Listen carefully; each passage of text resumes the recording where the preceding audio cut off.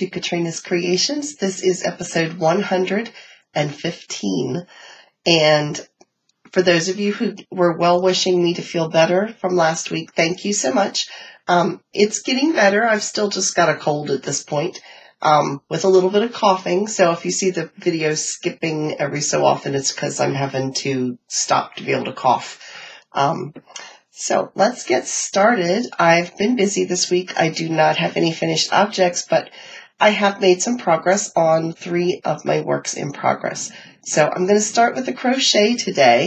I am making the butterfly stitch prayer shawl. It is a free pattern on Ravelry. The yarn I am using is Queensland Cassowary, and the colorway is called Aquamarine. I did get this from my local yarn store. And here's what it looks like. It's looking more blue than it is. It's really a teal and a purple. That's pretty good, pretty right there. And let me tell you a little bit about this yarn. It is a fingering weight. It is a single ply. And it is 70% wool and 30% nylon, and there are 380 yards per skein. Now, I do just have 1 skein of yarn for this, which is fine because I don't want this to be a huge shawl. I want this just something like around my neck, something lightweight that I could wear like in the springtime. I am using a 4mm hook, and I'll show you where I have gotten to since last week. Here's where I was last week. This is a stitch marker from Kathy Tinkler. And since it had purple, she and I both love purple. Since it has purple on it, and so does the shawl, it matched. So we like to be color coordinated. So you can see there's where I was. And I've done a few more rows. I've done a few more rows since then. And you can see how it looks like a butterfly. You can see in the lace pattern here. So it's kind of like striping at this point, as you can see. And it is pretty true to color. The purple in here is a little bit more purpley than what it's showing up as. It's looking a little bit more gray than what it really is. But yeah, I like it. And so far, you can see it on my neck like this. And I've still got more than half of the ball left. So I've probably only done about 1/3. So this should be pretty good sized for what I want it to be when I finish. So that is the butterfly stitch prayer shawl. Next, I have the flax light sweater. Now the 2 yarns that I am using with that are the Hobium Yarn Kartopu, and this is Basic. And they call this brown. I would call it Harvest Gold. And that is pretty true to color. What you're seeing here is showing up pretty much true to color. And this yarn, I have 2 skeins of this. This is a sock weight. It's by Yarn Hig. And it is fine fingering sock yarn. And there are 480 yards. And it is called Amber Plus. And that is showing up pretty true to color too. I have fallen in love with this color, and you'll see why. Something I got at my local yarn store this week has the same color in it. But this is showing, the colors are showing up very well today. That is very true to color. So I am alternating my skeins when I put this in. I did want to show you something. You hear that a lot on a lot of podcasters. They talk about having hand-dyed yarn and alternating skeins. There's a reason for that, and I want to show you what can happen. These are 2 different yarns that I bought, same colorway. I bought from Knit Crate. One came in my Knit Crate, one I ordered an extra skein of because I really liked the color and I thought it was very versatile, and I had earned enough free points to get it for free. So, you know me, cheap on my forehead. I had to go do that. So it's by the Artistic You Yarn Company. It is hand-dyed. They are different dye lots. Okay, so that does make a difference, but they are both the same color. But if you can see them, they are definitely different. this one here has a lot more yellow to it than this one does. So if I were to knit all of this skein and then knit this against it, there's a definite difference. So when you're using hand-dyed yarns, you want to knit a row of this, then a row of this, and then a row of this, and that way it blends a little bit more. So I just thought I would show you that just because they're the same color, as far as the colorway name, does not mean they are exactly the same color. That's why they are different dye lots. So again, you can see the difference. So this one, I'm just alternating between the solid and the variegated yarn. This is a top-down sweater. This is the Flax Light by Tin Can Knits. Again, it is a free pattern on Ravelry. And it is knit in the round, which means there's no seaming. When I finish the yoke and partway down my sleeves, I will actually put the sleeves on holders, on stitch holders, and then I will knit the body and then go back and pick up those stitches off the stitch holders and knit the sleeves from there. So there's no side seaming or anything in these. These are very easy to knit. And this is the front so far. I would have been a lot further than what is showing here, but I had to rip about this much out again. So here's the front, and then the sides where the sleeves are going to be have a garter stitch detail, which you can see right here. So here you can see this is stockinette, this is garter, and then the increases you can see right along the edge. Well, my stitch markers here. Let me find you a better one. There you go. You can see my increases right along the side here. Now, I have knit from where I showed you last week. I've knit from here down. However, I was further than that and I had to rip back about 20 rows.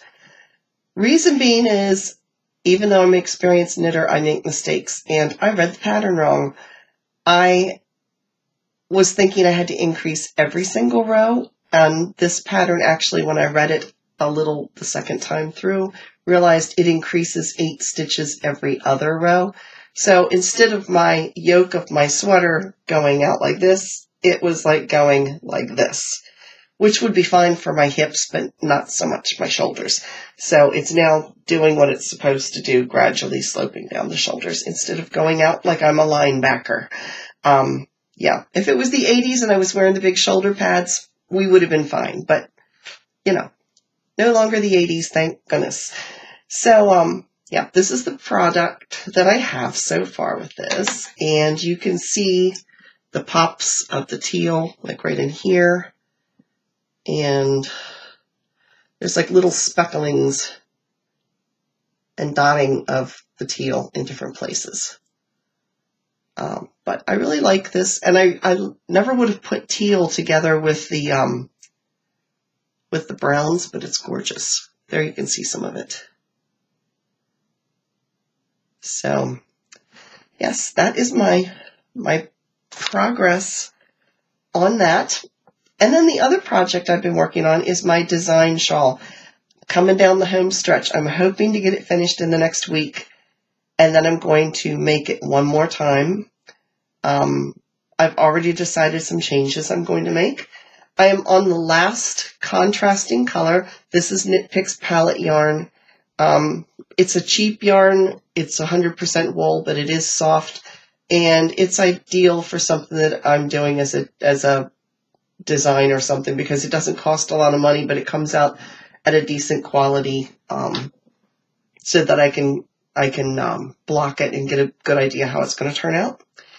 So let me show you where I've gotten since last week. There's my stitch marker from last week, and this was a stitch marker that was in a set that Lucy gave me. We did a yarn box exchange with a bunch of little gifts and stuff in it, and there was a set of stitch markers. This is one of the stitch markers from that. I put it on it's on a regular stitch, one of those little safety pin looking stitch marker, so you can also use it as a progress keeper. So there it is, and it's a little starfish. So I finished the rest of this solid section, and the solid section is Craftsy yarn, It is their sock twist, the merino sock twist, and I basically bought it because it was on sale at the time. And all of the contrasting colors, like I said, are the Knit Picks palette yarns. And I got them when they were on sale as well. So I have one more. I have to finish this row. I have to just figure out what pattern I'm going to use for this, because there's a different pattern for each of the contrasting colors. And so I have to come up with a pattern for that, and then I have one more section of the main color. I've already decided some changes I'm going to make. In all of these sections, I just started right into the pattern after I finished the main color. So I'm not crazy about this edging right here. This particular one, I like this pattern as my favorite out of the bunch, but I started off with a row of garter, and I think it gives a cleaner edge to it, so I like that. It's funny, this whole pattern is based on different variations of the basket weave, but the traditional basket weave pattern, which is this, is probably my least favorite out of all of them. So I might change this a little bit. The other thing I might do, as you can see, this side of the shawl starts very narrow, and then it goes over to this side, which is very wide. It's probably about 1.5 feet right now, and I haven't blocked it. So once it blocks a little bit, it's going to pull down probably another 3 to 4 inches. And I still have another probably 4 inches to knit above this. So I have a feeling this side is going to be just a little wider than what I want. And these sections to me are a little boring to do because they're just garter stitch with short rows. So I think when I go back and knit it the next time, as I'm writing up the pattern the rest of the way and testing it, this section here I think is going to be smaller. I think I'm going to make it maybe half of this size and make it decrease a little faster than what it does. So it's hard to tell until I get this completely off the needles, because I'm looking at it spread over about 2 feet right now. So once I get it off the needles and see how big it is and how gradual the increase comes across, then I'll know a little bit more what I want to do with it. But those are just some ideas. And when I re-knit this a second time, I will be doing it with some white yarn. Well, let me show you what I'm going to do it with. When I knit this up the next time, I'm going to do this with this Carlton Silky Aran, and this is extremely, extremely soft. It's actually a micro acrylic. It is super soft. But anyway, I'm going to use this, and I'm going to put it with my Sweet Georgia mini skeins that I've gotten. So that's what it's going to look like. The other thought I have another mini skein set that is done by Wonderland Yarns. So I'm not sure which one of them I'm going to use, whether it's going to be this one or the Wonderland, but this is going to be the main color. So, and normally you do not mix acrylic with wool, and I think this is wool.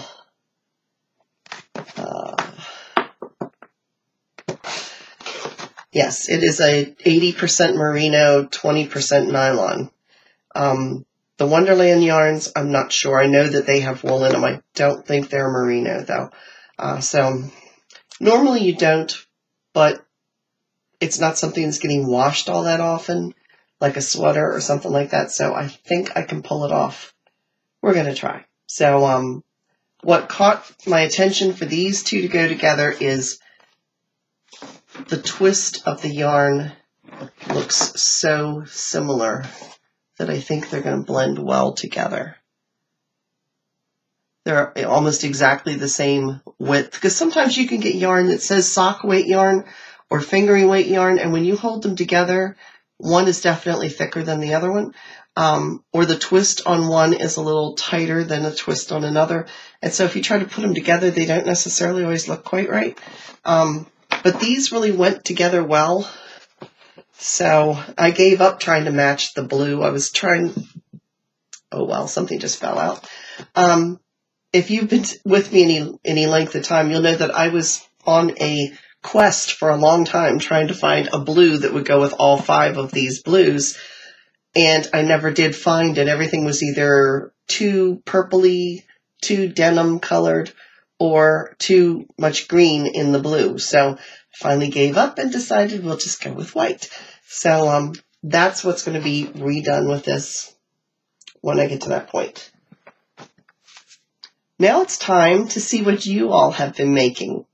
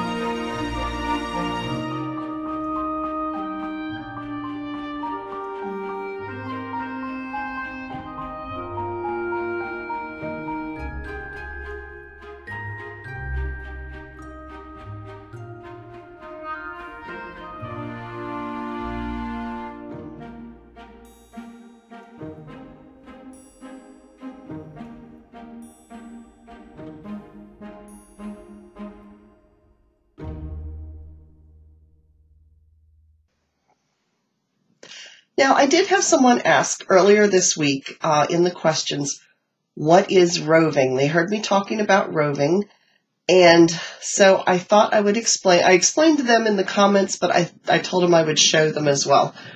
So these are rovings. They can be in any kind of fiber. These are in some kind of cheap wool, I believe.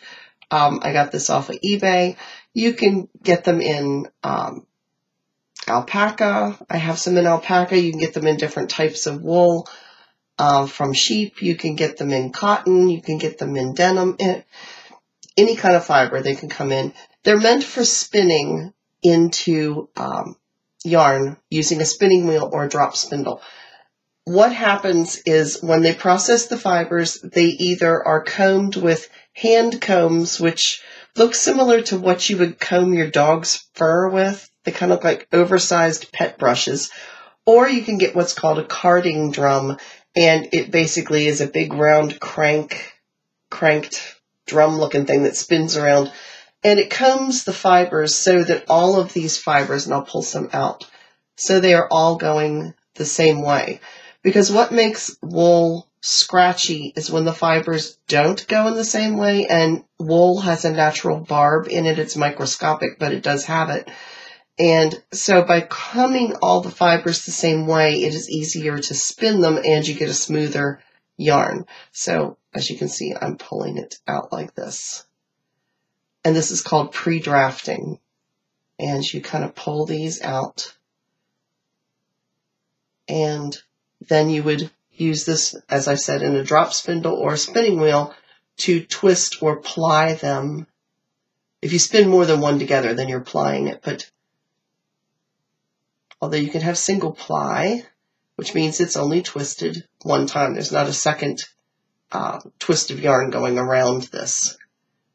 So rovings come, they're about the size of my thumb as far as thickness. You can get pencil rovings, which are about half of this. Usually when I spin, I tend to split the roving like this, so I'm not spinning with as big of a chunk at a time. And then I still pre-draft by pulling the fibers out. It just makes it easier for them to blend so you don't end up with clumps and chunks. Yeah, so anyway, that's what rovings are. They are used, like I said, for spinning wool into yarn. they come off of the combs or the drums in what they call bats. So they're kind of flat when they come through the drum, or even if you're using the hand combs, they're going to be flat and they kind of roll them up. Sometimes that's called a roll lag. They're about the size of a cigar and about as thick as my finger, and you pull right off of those and they're spun. The roving itself is rounded. It's like they've kind of rolled it up like this, but it's much thinner.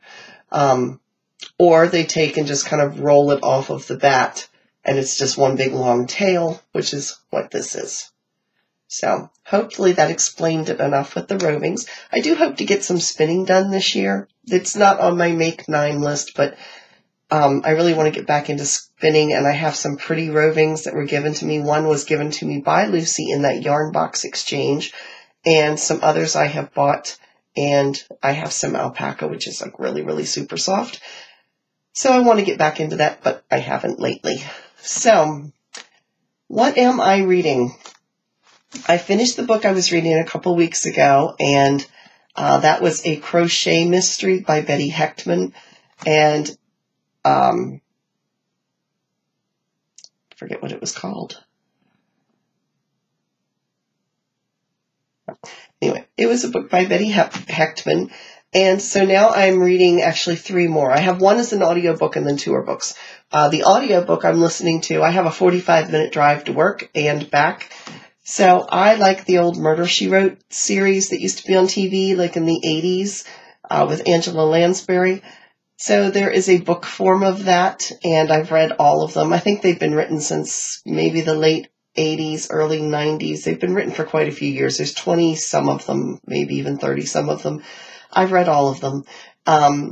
The interesting thing is the man who was actually writing as Jessica Fletcher passed away recently. He also was the man who wrote after Margaret Truman, the president's daughter, passed away. She had a mystery series that she wrote that was based around Washington.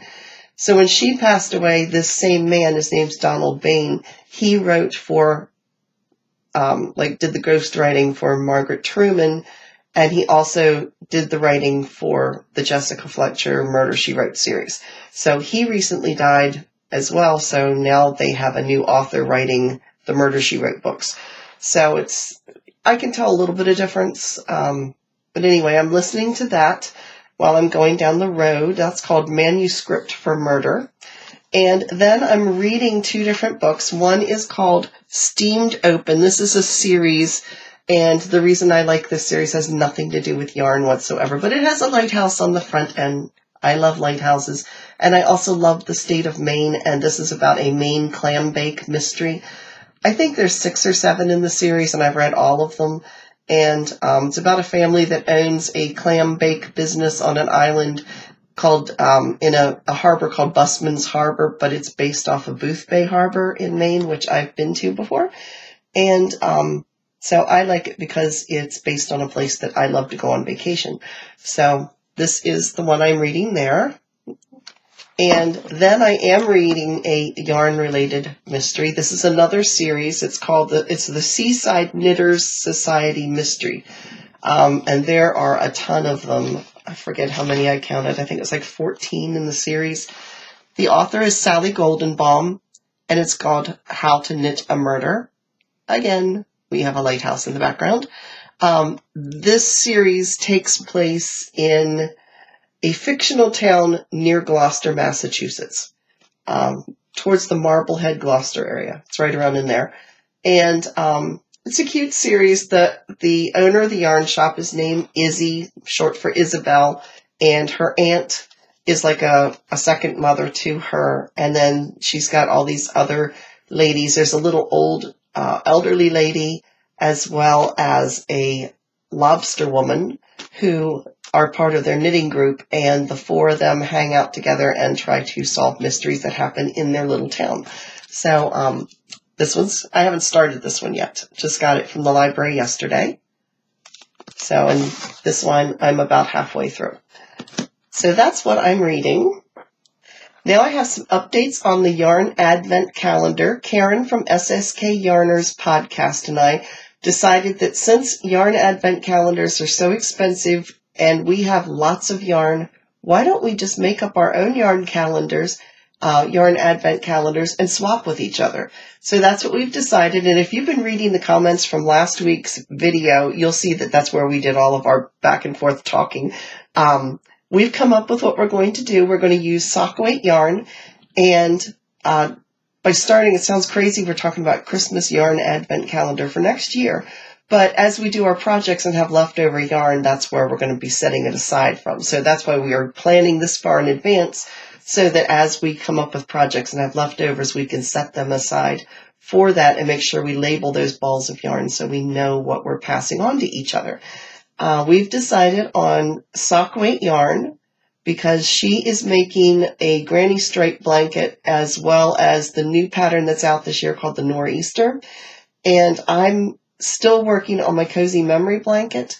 And I've watched that Nor'easter blanket, which is a free pattern. That one has my interest as well. So, and I don't know if I want to make the granny stripe blanket, but I might want to make something else. Like some of my heavier weight yarns, I might want to do as a crochet blanket. But as far as our yarn advent calendar, it's going to be sock weight yarn, and we're going to be exchanging at least 10 grams. If we have more, that's fine, and we'll throw more in, but at least 10 grams of each ball of yarn. So that will be fun. I think it'll be exciting because Karen's taste in colors might be different from my taste of colors, because I tend to gravitate to the same colors over and over again. Most people do. So I don't have a whole lot, as far as like some pastels or some colors. There's certain ones I tend to go to a lot. And yeah, so it gives a little bit of diversity in our color choices there. So our blankets are not going to look like we planned them so much. They'll be a little bit, a little bit different. So that should be fun for next Christmas. So I also took a little visit to my local yarn store this week. I still had some Christmas money left over. If you remember, I did some Christmas shopping last week, and I still had some of my Christmas budget left. And so I went to my local yarn store, and I actually it's a very, very short tour, because I got there and realized my camera had turned itself on and pretty much burned the battery out. So it's a short little tour, but it will give you a little taste of the yarn shop that I go to for my knitting. And I actually talked with the yarn store owner, who is Catherine. And in a few weeks down the road, she's in the middle of inventory right now, and I've got some stuff going on. So once we get everything settled down a little bit, I'm going to do a more intensive tour. Actually, I'm going to have her give a tour of the store. And then she and I are going to sit down and do a little interview from a yarn shop owner. So I thought it would be fun, but I'm going to insert the footage here of the yarn shop that is my local yarn shop, which is the Creative View in McSherrystown, Pennsylvania.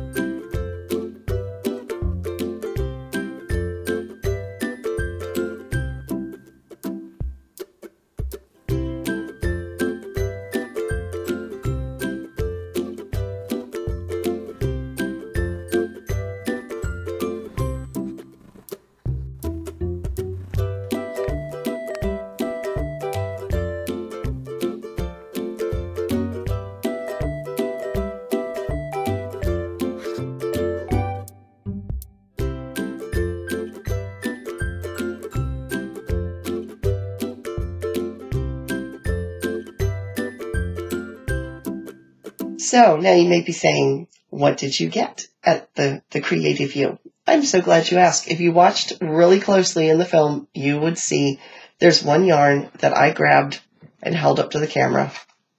This is it. It's called Pack-a-Peds.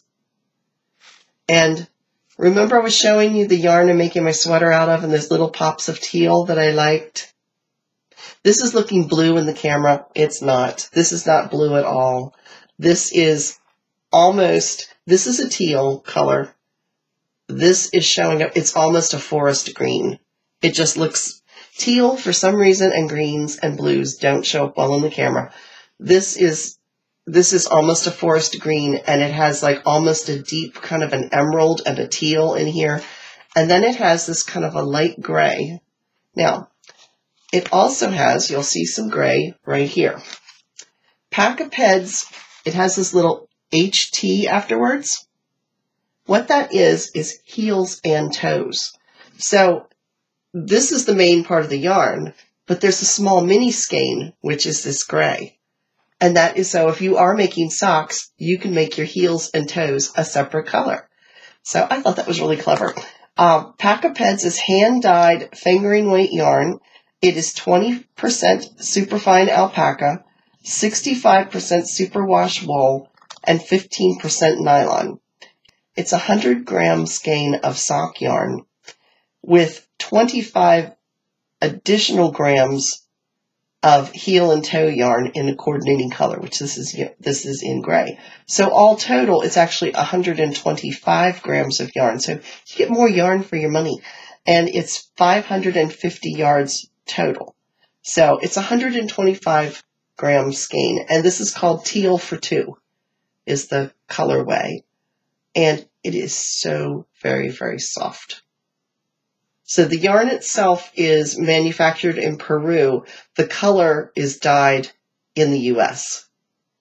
And it is from the Alpaca Yarn Company. And it's called Pack of Peds. So again, there is the label. And I'm not making socks out of this. It is a single, no, it's a double ply. It's a 2-ply yarn. I'm not making socks out of this because it's too soft and pretty to put on my feet and walk around on the floor on. So I'm not sure what I'm going to make out of it, but this apparently is my new favorite color because I'm gravitating to it like crazy. In fact, I'm even wearing green today. Green's been my thing lately. So yes, this is my final purchase from my Christmas money. So this Wednesday's video is going to be my craft cave organization.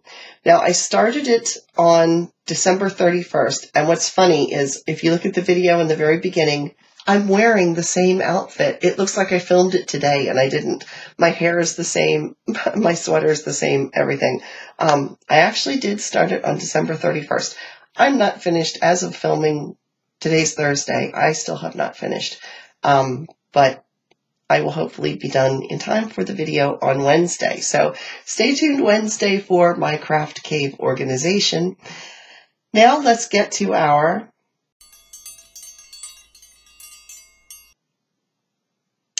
Now Annie's has the giveaway going that I told you about last week with the special announcement. It started on January 1st. It runs until February 28th. It is over $2,500 worth of craft supplies. Not necessarily yarn related. There's some yarn related, but there's also scrapbooking, there's quilting stuff, there's a little bit of everything in there. It is open only to U.S. and Canadian citizens, except it's not open to Quebec. And Roxanne, thank you for figuring out why. She actually found out why. She asked them, why was it excluded from Quebec and some of the other countries? And it does have to do with the cost of the shipping and the customs fees and things like that for putting it into a different country. So anyway, that is why.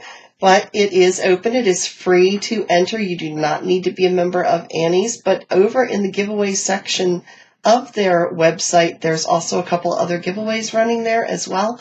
So check them all out. If you want to figure out how to enter, I will put a link right here that will take you to the tutorial I did to get you entered into that giveaway. So other things that Annie has going on, they are offering 30% off of all of their out-of-print downloads. So it's 30% off out-of-print patterns that you can get a download on. They are having in their clearance yarns, they have their King Cole Finesse Cotton.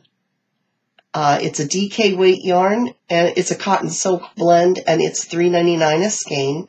They also have their King Cole Cherish DK for $3.49. And they have their Plymouth yarns Encore DK, anywhere from $1.99 to $2.49 a skein. Next at Consumer Crafts, which is sort of like Joann's or Hobby Lobby. They carry all different types of crafts and things, just like lots of different types of things. Consumer Crafts has their Darice Silky Soft Acrylic Yarn for $1.25 to $1.50. And they also have the Darice Essential Cotton for $1.57 right now. And Lily Sugar and Cream for $1.57 also. Hobium Yarn is offering their normal thing, which is about 40% off of a regular price for the same yarn. They offer 2 days delivery. So far, the yarn I've been using for my sweater is Hobium, the solid color gold, and I've been very pleased with it. Knit Picks is offering 40% off all of their books. And they are offering their yarn of the month is their Shine brand. So they're offering 20% off of the Shine brand yarns, which is a 60% Pima cotton and a 40% beechwood fiber. I'm thinking it's sort of like a bamboo type of mix. So that sounds very soft because Pima cotton is like one of the softest cottons you can get. Knit Crate is offering 20% off of the first subscription box. Not the monthly box after that, but your very first box, you can get 20% off of it if you would like to try it out. To do that, you do need to use the coupon code KCreations20 in order to get that discount. Lion Brand Yarn is offering 25% off of their favorite top 10 yarns of 2018. And they're also offering 25% off of the patterns that use those particular 10 top yarns. They also are offering a 3-skein package of several different brands of yarn. They have 3 balls of mandala yarn for $10. So that's like $3.30 per skein. Their Vanna Style is 3 skeins and it's a total of $14. And they have their DIY yarn for $2 for 3 skeins of yarn. They are smaller skeins for the DIY yarn. I think they're only a 30-gram ball, but there are 3 of them for $2. So, those are the sales from Lion Brand. And then Craftsy, which is now called Bluprint, they have their Bernat Super Value yarn on sale for $2.99, and their Cloudborne Highland yarn is $3.75. So all those deals are right there to check them out. I do have links down in the description box to all of those websites if you click through there. I am an affiliate of theirs, so if you do buy through there, I get a very small commission. But anything that comes in does help to support the channel. So that is it for this week. Make sure you stay tuned for Wednesday's video to see what I've done with the disaster of the yarn stash that I've got, and how I've organized it. Otherwise, I will see you next Saturday. Thanks again for watching, everybody. Have a great week.